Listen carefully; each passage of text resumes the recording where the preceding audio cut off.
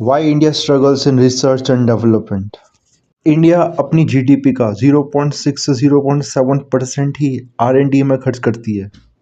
इसे कंपेयर करें यूएसए से, यूएसए 3% के करीब, चाइना 2.4% के करीब, साउथ कोरिया 4 से 5% के करीब जीडीपी में खर्च करता है। इसका क्या मतलब है? इंडिया पुअर नहीं है, अंडर इन्वेस्ट कर रहा है स्ट्रेटेजिकली जीडीपी पे।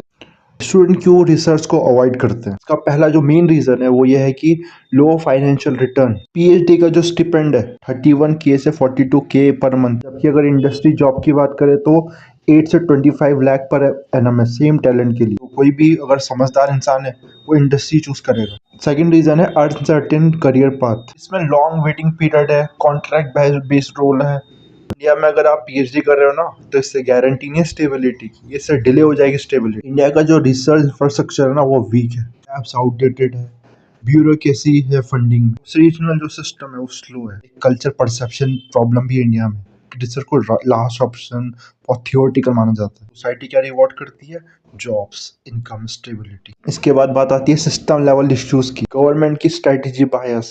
गवर्नमेंट किस पे फोकस करती है? इंफ्रास्ट्रक्चर पे, वेलफेयर पे, इलेक्शन पे, ऐसी चीजें जो शॉर्ट टर्म में विजिबल रिजल्ट है। R and D long term में इनविजिबल पे ऑफ है कि गारंटी भी नहीं है, दिखता भी नहीं है और लॉन्ग टर्म का। पॉलिटिशियन क्या करेंगे? वो अपने इलेक्शन पे फोकस करेंगे ना, हमारी कंट्री के बारे में 20 साल के बारे में थोड़ी फोकस करेंगे।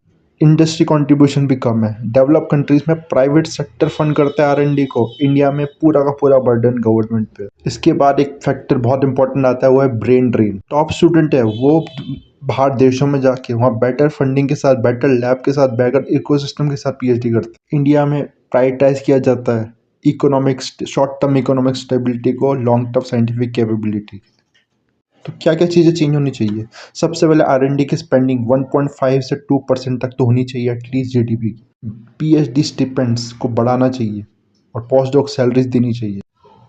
Stable research and career tracks create किए जाने चाहिए। ब्यूरोक्रेसी कम करनी चाहिए फंडिंग में। प्राइवेट सेक्टर को इंकरेज किया जाना चाहिए आर एंड डी इन्वेस्टमेंट में। एक प्रेस्टीज बिल्ड करनी चाहिए रिसर्च करियर में कि ये भी कुछ एक स्टेबल जॉब है, एक रेप्यूटेड जॉब। बिना स्ट्रॉन्ग रिसर्च इकोसिस्टम के इंडिया हमेशा रिस्क में रहेगा। एक सर्विस ड्रिवन इकोनॉमी के बजाय एक नॉलेज ड्रिवन इकोनॉमी के।